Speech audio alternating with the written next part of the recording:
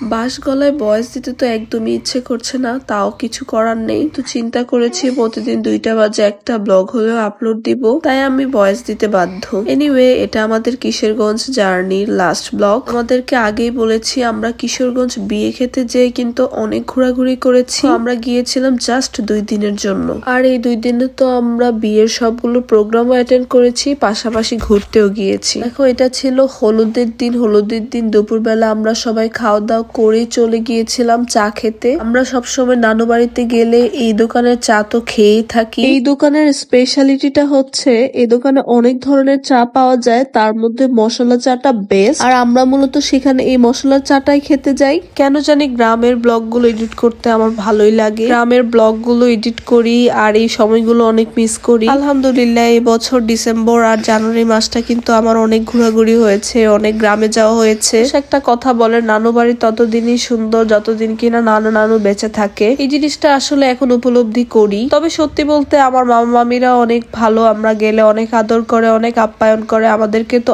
আসতেই দিতে চায় না। তাও এটা ফিল করি যে নানু বেঁচে থাকলে হয়তো আরো ভালো লাগতো। যদিও আমি অনেক ছোট থাকতে আমার নানু মারা যায়। আমার নানা মারা গিয়েছে প্রায় 2 বছর। আর নানা মারা যাওয়ার পর নানাকে ছাড়া এবার প্রথম নানু বাড়িতে থাকলাম। যাই হোক, দোয়া করি আমার নানুকে আল্লাহ জান্নাতবাসী করুক। এখানে দেখো, চায়ের সাথে কিন্তু ওরা সবাই জিলাপিও খাচ্ছে। একটা সময় আমার জিলাপি খেতে অনেক ভালো লাগতো, এখন আর জিলাপি আমার একদম ভালো লাগে না। এমন যেন বিয়ের পর আর বাবু হওয়ার পর রুচিগুলো অনেক চেঞ্জ হচ্ছে। এখানে আমি আর ফারিস্তার পাপা দুজন মিলে রিলস বানাচ্ছিলাম। আমার ভিডিওগুলো তোমাদের কেমন লাগে বা তোমরা কি টাইপ ভিডিও চাও আমাকে কমেন্ট বক্সে জানাবে। আমি ট্রাই করছি আর ট্রাই করব তোমাদের আমার বেস্টটা দেওয়ার। তো আজকের ভিডিওটা এই পর্যন্তই। ভালো লাগলে লাইক, কমেন্ট, শেয়ার করে অবশ্যই ফারিস্তাস মাম্মির পাশে থাকবে। আল্লাহ হাফেজ। আজকে কিন্তু ফারিস্তা আমাদের সাথে আল্লাহ হাফেজ বলবে। বলো তো ফারিস্তা, বলো আল্লাহ হাফেজ।